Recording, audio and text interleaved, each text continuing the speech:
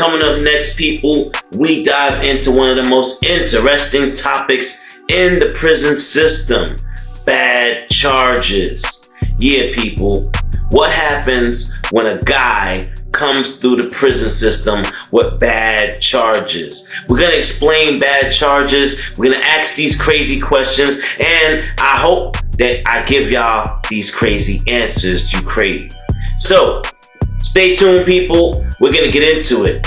We are going to introduce a new character named Anthony. Alright, y'all.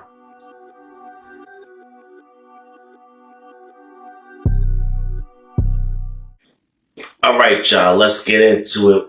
What up, what up, what up? We are back. Who am I? Jersey Street Corner, and this is the Prison Talk Show, people. So, today, excuse me, y'all. Today, we are going to talk about an inmate named Anthony. And Anthony is a young man, mid-20s. He came in here on bad charges, people. Yes. Now, before we break down Anthony's story and get into his crime and his punishment, let's talk a little bit about bad charges, people. Do y'all know what bad charges even are? Well, there's a whole bunch of them. So let's just shoot a few out there. Number one on the list, graping. Going to jail for grape is a no-no. You definitely gonna end up somebody's prison wife or worse. You might get pimped out. There's a wide variety of things that will happen to you going in on graping charges. Now, even worse than that, graping children.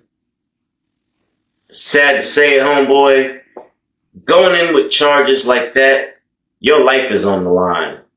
They're going to have their way with you, then they're going to unalive you more than likely, because although prison is filled with big, tough guys that have done crazy things, nobody condones the graping of anyone, especially not a child. Another thing, well, unaliving your mom or your grandmoms, something like that. Inmates don't take too lightly to that. They're not cool with that. Believe it or not, people, this is very controversial. Unaliving your wife is not considered a bad charge, depending on why you did it. And now, let me back up a little bit. To me, it's a bad charge, period. You unalive somebody. But you never know what that person was going through. She could have threw a pot of boiling water on him. She could have stabbed him. Anything could have transpired to make him unalive her. So, that's not considered a bad charge. Unaliving your children is a bad charge. I know, it's funny, right, people? Well, there's nothing funny about it, especially not when you're in that situation. But you should have never put yourself in that situation anyway. Hold on, people. My door. Let me close this door real quick, y'all. Hold on 1 second. Yeah, that's better. Getting a little draft coming in here. Alright, so when it comes to bad charges, there's all types of bad charges, people. Some of them you might never think of, but they exist. Now, what happens when somebody with bad charges comes into the prison? It's almost like a bidding war, you could say. Depending on who's in your jail, your pod, your cell, etc., etc. If somebody say they want that person, they gonna make that person their slave or something. Maybe they willing to fight you over that person. You really ready to go that far over this person? You willing to get poked up over claiming somebody else? That's how far some of these dudes is willing to push it. They'll push that blade on you to claim that slave. And they'll see him walk in there and say, that's all me. They know for a fact, oh yeah, somebody gonna take care of him. They're gonna send him some commissary money. They're gonna make sure he good up there. He gonna get sweatpants, the fresh tees, the fresh boxes and socks, all the cosmetics. Yeah, I'm gonna have to make him mine. That's what they say. And when one of these monsters get you in their crosshairs, you only got but so many options. Either you're going to submit, you're going to run, hit that gate as fast as you can before they break your jaw in half, or you're going to man up and you're going to push that blade. And sometimes you got to get a man-sized blade, one of the joints that's like this big. Yeah. Oh, it's Jason Voorhees up in there. You got the joint like this. And you going. Who won it? Who back up? Back up. Back them up off you. And you got to back them up off you. You got to shed some blood. You got to unalive somebody, then so be it. But you got to protect you. Because ain't nobody else going to do that. Unfortunately for people with bad charges, there is no escape. The whole pod is against you. The whole jail is against you. Even the correctional officers are against you. They the ones that first dropped the dime on you. They the ones that put the word out that you was headed to the block, and told everybody your charges, and said, listen, we gonna look the other way. That's what it is. So, when you commit these heinous acts out there in the streets, just know this. If you're not judged by a jury, you will be judged by your peers when you hit the penitentiary. They gonna tell you one time, let me see your paperwork. Now, not producing the paperwork might be worse than producing it. Because if you don't produce that paperwork, they are going to assume the worst and treat you as such. And yeah, y'all, I'm pretty sure there's something worse than being coming in on bad charges, let's say. It depends on which bad charges they are. But they will treat you like a pedophile or a rapist or something crazy, y'all. And the beatdown you will endure will be the worst you've ever had in your life. And you possibly might not survive. They're going to try and break every bone in your body. Yeah, y'all. You have now just entered hell. And everyone around you is on demon time. That's right, y'all. Demon time. The next man is always plotting against you. You got to stay safe out here. You got to stay away from the nonsense that's going to get you dragged into the underworld. And well, here's where we start with Anthony. So, Anthony, like I said, he was in his mid-20s. And out there in the street, he was what you call a mama's boy. All he wanted to do was go shopping with his mama or, watch TV with his mama, hang around with her. He ain't never want to go do nothing with his dad, and he ain't had no brothers. Dude ain't had no real friends he'd go play ball with and nothing like that. So he'd sit around the house and, just follow his mom around. And he cooking and stuff and washing dishes and doing laundry. He learned how to do everything that his mother do all the time. Because it's the only one that he really got to rock with like that. So he's kind of a shy guy. He doesn't really know how to express himself or ask for help, I'm assuming. Because at some point in time, I'm pretty sure Anthony noticed he had demons inside of him fighting to get out. And what do I mean by demons, y'all? Well, it seems like Anthony had a little problem with his eyeballs. They like to wander. Every time he's driving by the little school, he see the kids in recess out there playing on their little toys and stuff, and his eyes keep wandering all the time. And he notices it, and he tries to fight it, y'all. And he tries to look away and keep on driving. But every block that he turns, he sees little kids playing in the front yard. They're in the back of the school playing. You know, he sees kids in baby seats as he's driving his vehicle by another vehicle. So it's pretty apparent that somewhere deep down, Anthony likes children. Now, up until now, Anthony had never acted on his urges. He'd been getting those urges since he was in high school, y'all. And supposedly, he spoke to a therapist about it. They put him on some kind of medicines that was supposed to calm him down and dull his nerves and this and that. But it hasn't been working. He's been getting more and more used to the medicine, he said, over the years.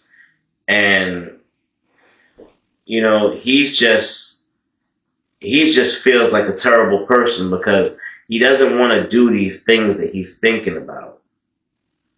But he feels like he can't help himself. So Anthony would try his best to stay away from people altogether. He just figured if he put himself in a bubble, in a box, he couldn't get into no trouble. He quit his job and he said, screw it, I'm just going to stay in the house. I'm going to stay here with my mom. I'm not going to leave. And that's what he was doing, y'all. He wouldn't even come out of his room. His mother would baby him and pamper him. She would bring his food up to the room for him so he wouldn't have to come out. Now, the mother thought the whole time that he was depressed or just going through something or whatever. So she decided she was just going to give him his space, you know, let him rock it out. And when he was ready, he would come and talk to her and tell her what's up. Well, that didn't happen, y'all. Anthony just sat in that room. But he wasn't depressed, y'all. No. Unfortunately, quitting his job and staying home probably was one of the worst things Anthony could have ever done. Why? Because with all this idle time, y'all, Anthony has been going on a rampage on the internet, y'all. Yes. Anthony has been sitting home 8 to 10 hours a day, whacking off the child stuff on the internet. I can't say it on here. But it's disgraceful what this young man was doing. He's spending the whole day researching young people, looking for something to get off on. And y'all, he was going on those websites trying to actually meet one. Yeah, y'all, you know the ones that the police use to sting these nasty individuals? Yeah, that's exactly the type of websites Anthony was on. So Anthony will go ahead on there and set up a date. Yeah, y'all. He set up a date and he was getting cold feet. So he backed out. He went back on the website and he said, nah, I'm not gonna do it. I'm not gonna pay for it. Now, Anthony decides he's going to come out of his room. He wanted some fresh air, some sunlight, and he wanted to talk to his mother. He wanted to borrow her car. So now Anthony comes downstairs in the living room. And he said, hey, Mom, what's going on? She turns around surprised. Anthony, you came out of your room. How are you? He said, I'm doing good, Mom. I'm doing good. I feel a lot better. Um, he said, listen, I wanted to borrow your car, and excuse me, I had something I wanted to talk to you about. So she turns over and she looks. She's like, well, Anthony, I have company right now, but in a little while we can talk. Is that fine? And he looks over, y'all, and he sees his mom's friend is there with her little daughter. Now, right away, y'all, this isn't good. Anthony is sweating. He's looking at this lady's little daughter like a piece of fresh meat. Like Dracula fangs about to pop out of his teeth or something. He wanted to sink his teeth into that child. And well, this is what happened, y'all. And this is why you really can't trust anybody with your children. I don't care if it's a friend of a friend of a friend. You can't trust anybody with your children. I'm sorry, people. Take care of your own children. Stop leaving your children in the hands of somebody else to take care of, even if it's only for a few minutes. I don't want to hear I went to the store to get a pizza, or I was just going to the post office, or I wanted to go pick up some Popeyes, and you get back and your baby is inside of an oven. Nah, that ain't what's up. Anyway, back to Anthony, y'all. So, they said, hey, you know what? How about he can watch her and we can go to the movie we wanted to see. If that's okay with him since he's staying home.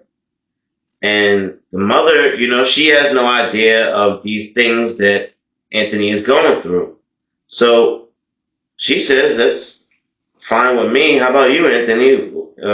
Would you like to do it if we paid you maybe to babysit for 2 hours? And Anthony right away, he says, sure. His eyes lighten up, y'all. Y'all see where this is headed. The friend gave him a $20 bill. He put it in his pocket. And they proceeded to head out. Go to the movies. Right away, y'all, Anthony gets down to her level. And he's talking to her. And he's like, hey, my name's Anthony. What would you like to play? Do you want to play this game or that game or this game? And she's just looking at him like, okay, all right. Like, I guess if my mom left me here, it must be safe. That's what I'm assuming the little girl must have been thinking. And it's a shame that her mother didn't think twice before leaving her with a strange man. Because let's face it, y'all, Anthony wasn't a little boy. He was a man at that point. He's in his 20s. He's a grown man. You left your 6-year-old daughter with a grown man that you don't know. So, y'all, Anthony would lock all the doors, and he would go to the garage, and he got some masking tape. He looked at the duct tape. He said, nah, that's not strong enough. That's like paper. She might be able to rip that. He got the silver tape, y'all. And he went back in there. He snuck up on her, y'all. He snuck up on this little girl, and he grabbed her. He already had a piece of tape already ready to go. He grabbed her, put the tape around her mouth, around her whole head, real quick. Then he grabbed her arms, and he taped them behind her back. And then, y'all, he did the same thing with her legs. And it was terrible, y'all. It had to be torture for this little girl because supposedly he sat there. They have a camera in the house too, by the way, which is how this whole story got out.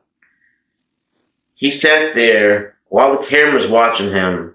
He's watching these crazy sadistic videos on YouTube, or I don't know what platform he was watching. I think it was. But he's watching these videos, y'all.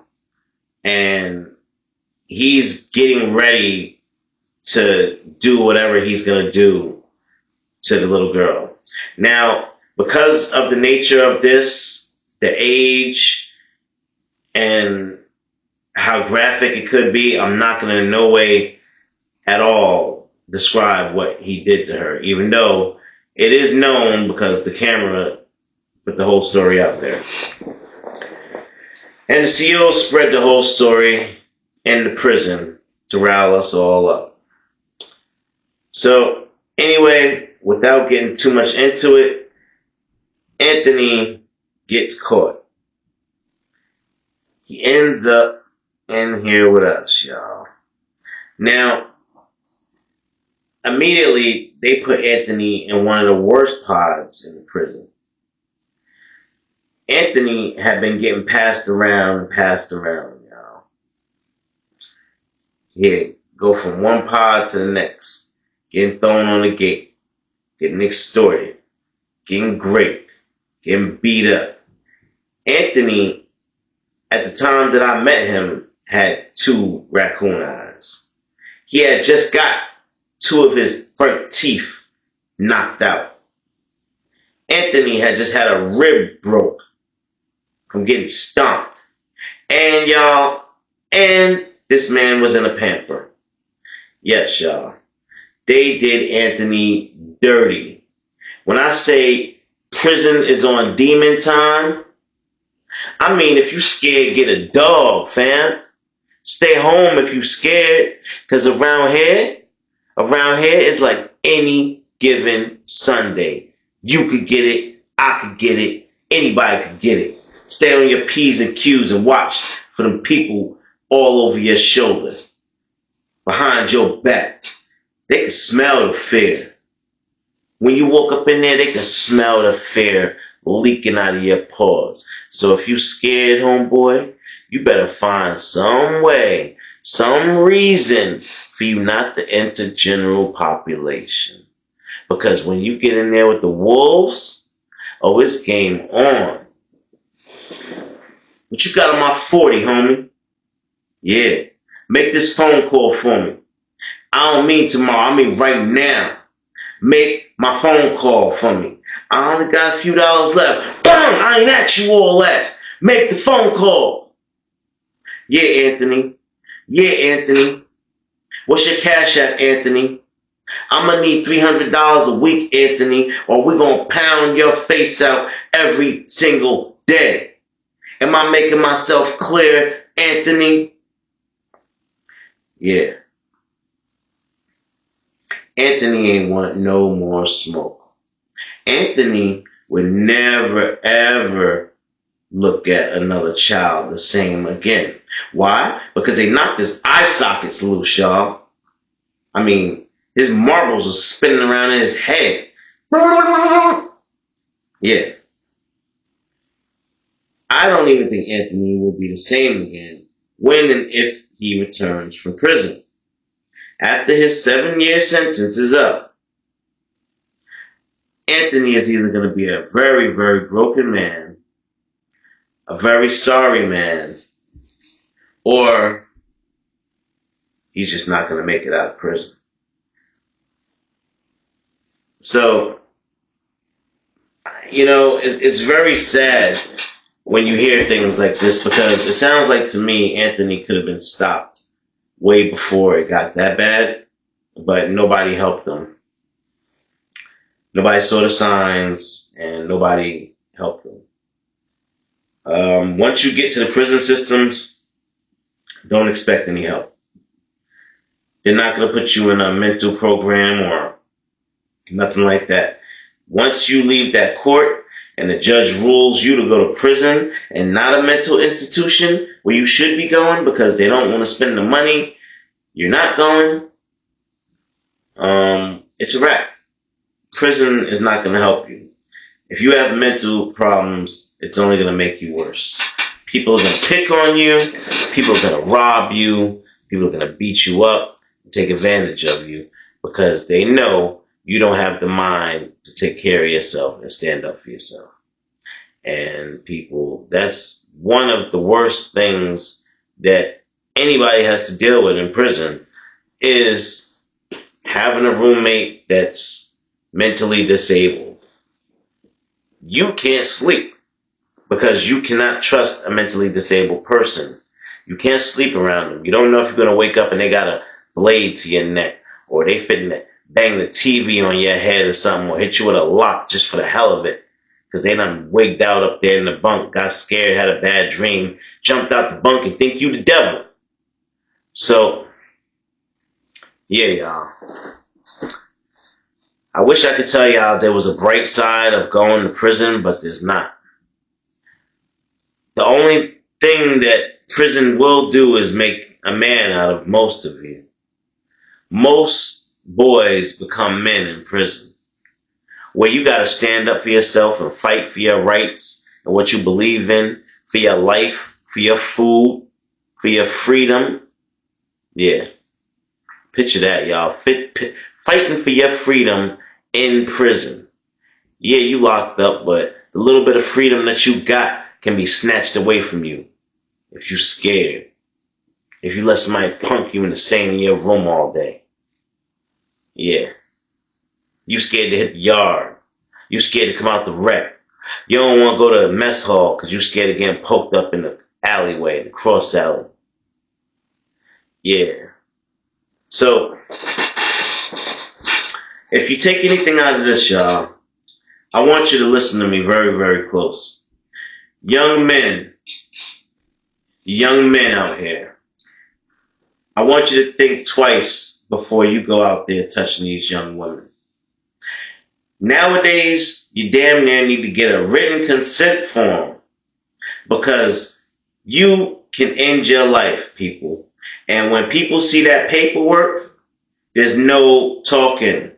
There ain't nothing you can say that's going to make it sound any different than what's on that paper. And more than likely, what that paper says is that once you finish your sentence, you will have to sign up for a freaking predator registry.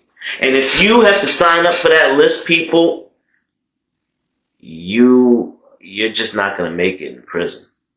Sorry to say it. You're honestly better off going on the run and trying your chances with getting away from the law than coming to prison with bad charges. I'm just saying, I'm not advocating anybody break the law, but if you got bad charges, don't come to the Terror Dome because you're going to get dealt with on the ASAP, on the wake up. Yeah, it was all good just a week ago. That's going to be going through your head when homies is hitting you with that blade and poking you up and stomping you out. Essays slicing the hell out of you. Zorro in your ass. Yeah. Because don't nobody rock with that. Alright, y'all. That's going to be it for this one. If you like this story, get in the comment box. Like, share, subscribe. Let me know what you think. If you want to hear something, let me know. You want to know more about any of these characters that I have mentioned thus far? Get in the comment box, people. Let's start the conversation. Remember, your boy has plenty of characters for you in the 4 prisons I have personally visited. So, without further ado, I'm going to let y'all go. Peace out.